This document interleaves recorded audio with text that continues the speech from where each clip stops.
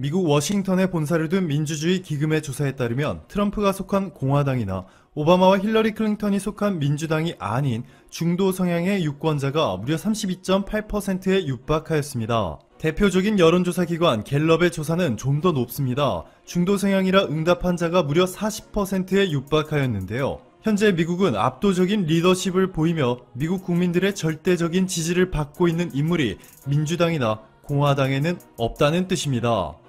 지난 미국 대선 결과를 보시면 힐러리가 트럼프보다 280만 표 이상 더 많이 받았음에도 대통령 후보에 직접 투표하지 않고 각 주마다 선거인단에 투표하여 승자가 독식하는 독특한 투표 방식 덕분에 트럼프가 대선에서 승리하였습니다. 절대적인 숫자로는 미국 민주당이 공화당에 비해 앞설지 몰라도 미국 농사가 주로 어디에서 이루어지고 있는지를 나타내고 있는 오른쪽 지도와 트럼프가 승리한 지역이 겹치는 것으로 분명하게 알 수 있듯이 공화당이 미국 중부 지역을 꽉 잡고 있습니다. 만약 미국에 큰 변화 없이 다시 내년에 공화당에서 트럼프가 후보로 나오고 민주당에서는 평범한 후보가 나와 대선을 치룬다면 모든 도박사들은 트럼프를 택할 것이 분명합니다. 그런데 이러한 미국의 정치 판도를 완전히 뒤집어 놓은 인물이 있습니다. 바로 마이클 블룸버그. 마이클 블룸버그의 재산은 트럼프보다 17.778배 많은 64조 원이라는 것과 유대인의 피가 흐르는 이 남자가 얼마나 강력한지는 지금 보시는 이 영상 아래 링크를 통해 확인하실 수 있으니 참고하시면 좋을 것 같습니다. 마이클 블룸버그의 미국이 열광하고 있는 것은 단순히 트럼프보다 재산이 많고 세계에서 가장 똑똑한 민족인 유대인의 피가 흐르고 세계 1위 언론사 블룸버그를 만든 자수성가라서가 아닙니다. 그 이유는 바로 갤럽과 민주주의 기금의 조사에서도 알 수 있듯이 미국 국민의 40%에 육박하는 중도층으로부터 전폭적인 지지를 받고 있는 인물이 바로 마이클 블룸버그이기 때문이죠. 지난 미국 대선 때 힐러리와 트럼프의 공약을 보면 쉽게 알 수 있듯이 민주당과 공화당의 정책 방향은 너무나 극단적으로 갈립니다.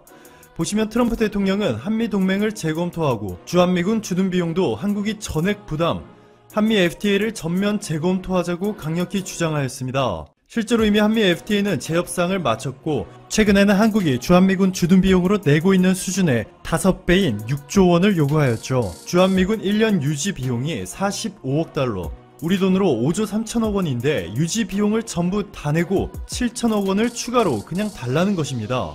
이에 뉴욕타임즈는 트럼프 대통령이 2만 8천 명의 미군을 한국에 주둔시키는 비용에 대해서 불평하며 한국에 5배나 더 내라고 하는 기이한 요구를 하는 바람에 협상이 붕괴로 이어졌다며 트럼프의 전략이 한국과 미국 모두에게 손해라 보도하였습니다.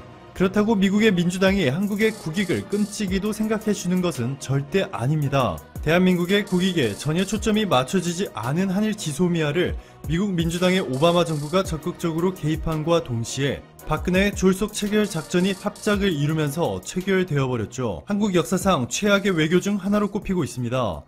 이번에 미국에서 급부상 중인 마이클 블룸버그도 민주당 후보로 경선을 치를 예정이지만 그의 정치적 성향은 중도가 확실합니다. 1966년 하버드에서 MBA를 취득한 마이클 블룸버그는 세계적인 언론사 블룸버그를 설립해 빌리어네어가 되었습니다. 이후 민주당에 가입하였지만 2001년 처음으로 뉴욕시장으로 당선되었을 때는 이미 민주당을 탈당하고 공화당으로 옮긴 후였습니다. 그리고 4년 뒤 다시 뉴욕시장 선거에서 승리하였는데 이때도 공화당이었습니다. 마지막으로 세 번째에는 공화당에서 나와 무소속으로 출마해 또 한 번 당선이 되었죠. 그리고 이번에 민주당 소속으로 미국 대통령에 도전하게 되었는데요. 한국에게는 매우 이상적인 후보입니다. 기업의 친화적인 측면에서는 공화당과 뜻을 같이 하고 있지만 보호무역주의 및 미국 우선주의를 지향하는 트럼프의 정책에 완전히 반대하고 있고 낙태 권리와 총기 규제도 찬성하고 있다는 측면에서는 민주당에 가깝습니다.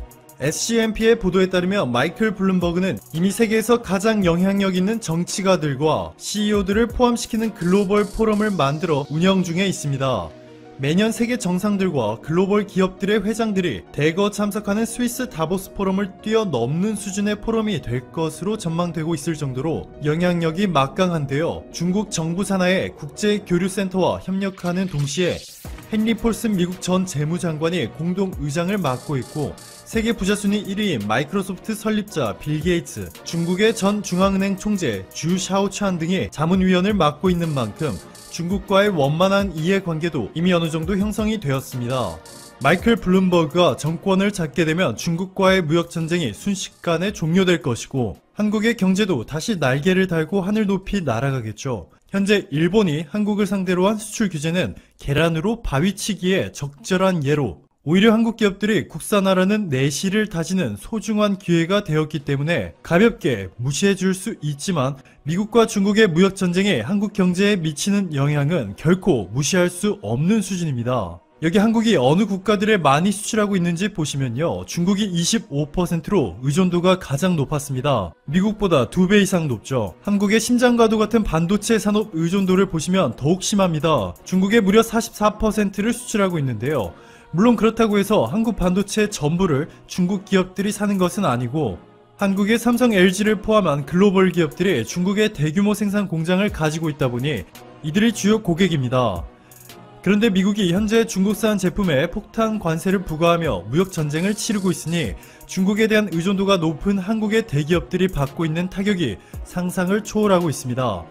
하지만 앞서 설명해 드렸듯이 마이클 블룸버그는 보호무역주의 및 중국과의 갈등을 지향하는 트럼프와 완전히 반대의 인물로 한국의 경제에도 엄청난 도움이 될 수밖에 없겠죠. 자, 여기서 여러분들이 가장 궁금해하실 만한 것 한 가지 알려드릴게요. 과연 마이클 블룸버그는 한국에 대해서 어떻게 생각하고 있으며 한국의 어느 정당과 정치 성향이 비슷할지 아마 궁금해하실 겁니다. 그래야 지금 트럼프의 비상식적인 방위비 인상 요구와 일본의 더 비상식적인 수출 규제에 대해서 마이클 블룸버그가 어떠한 입장을 내놓을지 쉽게 알 수 있기 때문이죠. 자, 우선 2002년 블룸버그의 칼럼니스트 윌리엄 패색 주니어가 2002년 대한민국 제16대 대통령 선거를 앞두고 직접 실명을 거론하며 노무현 후보는 낙관적, 한나라당 이회창 후보에 대해서는 비관적인 평가를 한 것으로 알려졌습니다. 여기에 블룸버그 칼럼에는 노무현이 당선되면 한국이 전세계 재정개혁의 모범으로 남을 것이라고까지 극찬을 하였는데요. 칼럼니스트의 개인적인 견해라고만 보기에는 다소 무리가 있는 무게죠. 또한 노무현 전 대통령의 탄핵 절차에 대해서 한국의 정치인들은 대통령의 탄핵이 아니라 좀 더 대국적인 일에 눈을 돌려야 한다고 전한 바 있습니다. 여기에 현 정부가 들어선 후에는 문재인 정부의 소득 주도 성장 정책이 주목할 만한 가치가 있다며 이 정책이 성공할 경우 가장 어려운 난제를 풀 방안이라며 극찬을 아끼지 않았습니다. 또한 립서비스하는 이들과는 달리 문재인 대통령의 경제의 무게중심이 중산층에 옮겨지도록 하고 있다고 전했습니다. 즉 마이클 블룸버그의 한국에 대한 정치적 성향은 현 정부와 뜻을 같이 하고 있다고 보시면 됩니다. 자, 그렇다면 일본에 대해서는 어떨까요? 블룸버그는 최근 사설을 통해서 아베 총리의 한국에 대한 수출 규제에 이렇게 평가합니다. 아베 총리의 한국과의 무역 전쟁은 희망이 없다.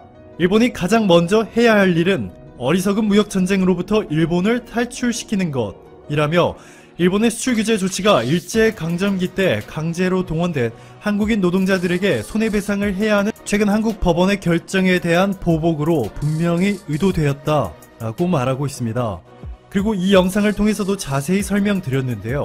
블룸버그가 뉴욕시장으로 있을 때 뉴욕시가 우길기를 연상케 하는 광고가 도심 곳곳에 게재된 것에 대해서 공식 사과의 뜻을 전하였고 유대인의 피가 흐르는 마이클 블룸버그로서는 나치기를 강력히 규탄한 인물로 같은 레벨의 전범기인 우길기를 용인한다는 것 자체가 자신의 정치적 명성에 큰 타격이 될 수 있습니다. 도쿄올림픽에 우길기를 허용한 현재 일본 정부와는 상극되고 있습니다. 일본과 쿵짝이 잘 맞았던 미국 민주당의 평범한 후보가 절대 아니라는 이야기죠. 블룸버그가 당선될 확률은 상당히 높아 보입니다. 여러분들도 아시다시피 블룸버그는 페이스북을 만든 마크 주커버그 다음으로 돈이 많은 세계 부자 순위 9위로 최근 재산이 65조 원을 돌파하였습니다. 트럼프 대통령보다 18배나 많은 규모죠. 여기에 자신의 모교인 존스 홉킨스 대학에 2조 1천억 원이라는 미국 대학 사상 최대 규모의 기부를 투척하는가 하면 뉴욕 시장으로 지내던 시절에 미국에서 총기 규제가 이뤄질 수 있도록 정치자금 지원 단체에만 100억 원이 넘는 사비를 사용하였습니다. 이뿐만이 아니라 자진해서 1달러의 연봉을 받으며 총 12년의 뉴욕시장 생활을 하는 동안 7,600억 원의 사비를 지출하며 자원봉사 프로그램, 미술관 지원, 총기 규제 캠페인 등을 적극적으로 도운 것으로 알려져 미국인들에게 감동을 선사하였습니다. 감사합니다. 오늘도 최고의 하루 보내시길 바랄게요. 우선 미국과 중국 간 고래 싸움에서 새우등 터질 신세가 된 일본 반도체 기업들이 결국 미국 상무부에 SOS를 보냈습니다. 미국 정부가 중국 5G 네트워크 업체인 화웨이에 대해 강력한 제재를 시행해 반도체 시장에서의 큰 손을 잃은 상황에 처한 일본 소니와 키옥시아죠. 옛 도시바 메모리인데 이런 기업들이 미국 상무부에 화웨이와 거래할 수 있도록 허가해달라고 요청한 것입니다.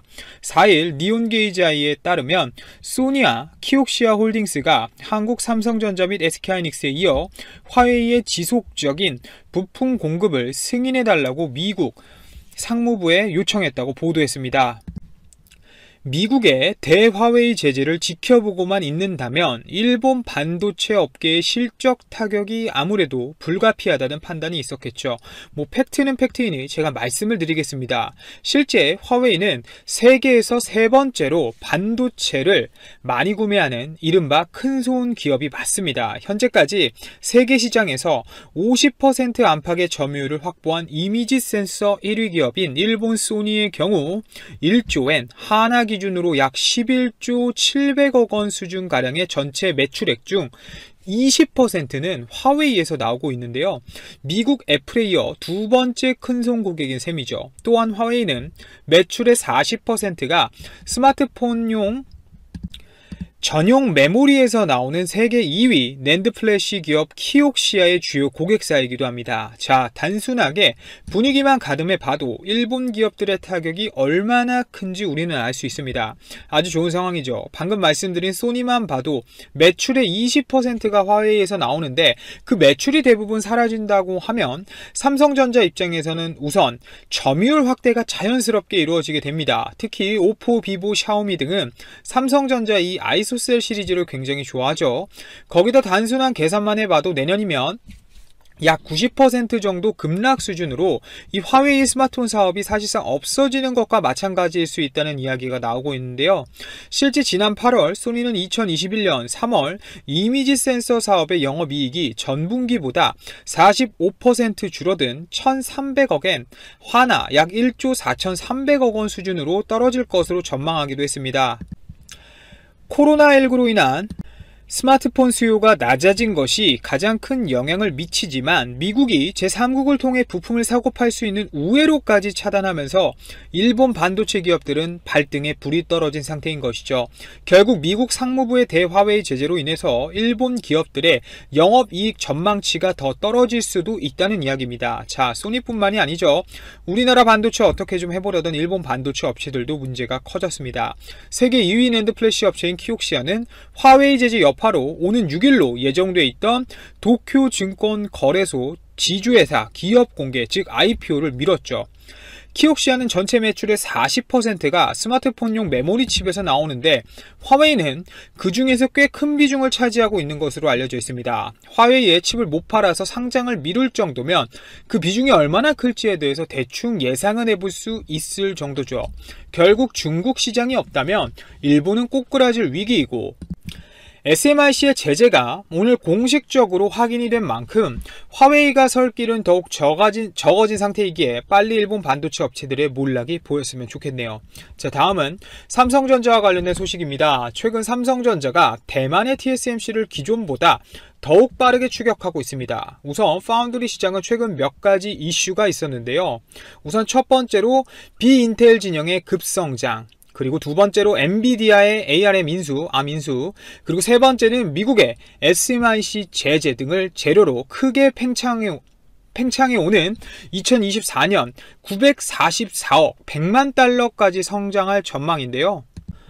우선 첫 번째로 이 비인텔 진영의 성장에 대해서 이야기해 드리고자 합니다. 자, 인텔의 7나노 공정 개발 지연은 비인텔 진영의 팹리스와 파운드리 진영의 성장으로 자연스럽게 연결되었습니다.